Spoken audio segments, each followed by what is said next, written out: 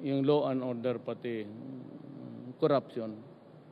Corruption, dili tinatanong kasi si Bong, yung conversion from one of agriculture to commercial ata, took them 2 years to process it. Nung sabi ko na tanungin mo, in 4 days time lumabas yung ano. So kung nakakinig sila ngayon dyan sa conversion office ng DAR,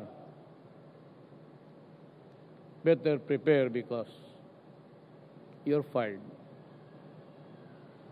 Kung hindi kayo kasuhan ko kayo. Pag hindi pa kayo natakot sa kaso,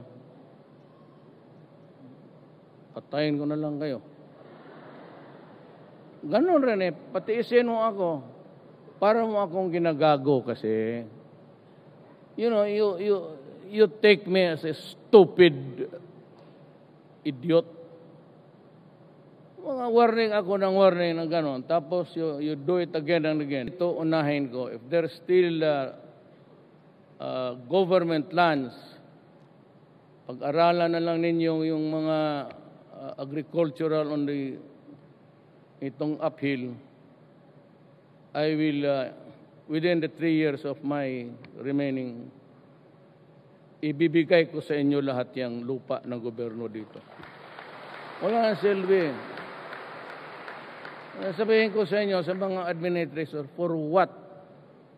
Why are we hanging to those vacant lands when we can use them to satisfy the fundamental desire of every Filipino, not only agricultural workers, but all to own a land.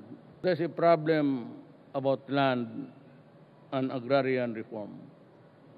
Dito po, I was trying to figure out if nandito si Castriciones, the DAR Secretary, kasi gusto ko siyang tanungin, and I hope he would be around next time, na gusto ko siyang tanungin if there's still available lands, government lands, ang uunahin ko dito banda sa inyo. Kasi yan ang the most fertile